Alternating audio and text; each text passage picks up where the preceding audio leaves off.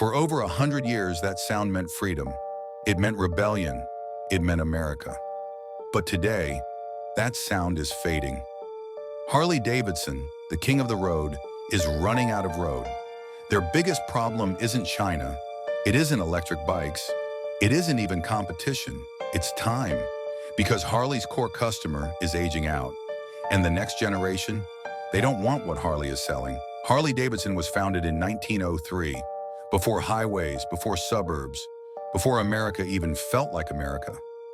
Harleys carried soldiers in war, police officers on patrol, outlaws on open roads. By the 1950s and 60s, Harley wasn't just a motorcycle company.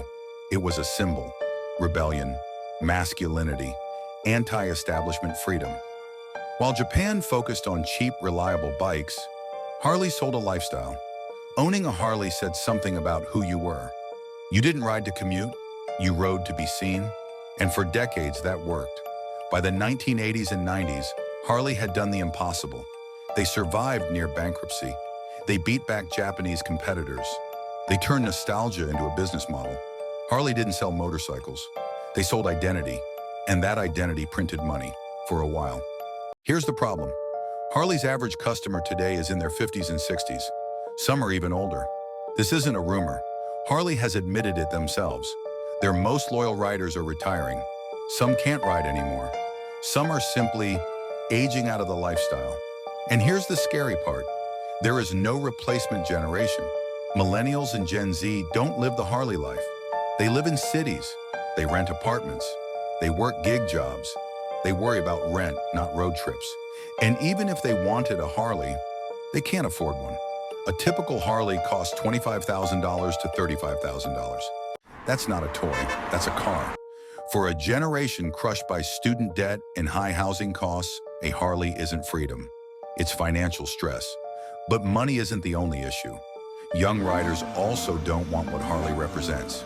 Harley is loud, heavy, gas-hungry, and tied to an image that feels outdated.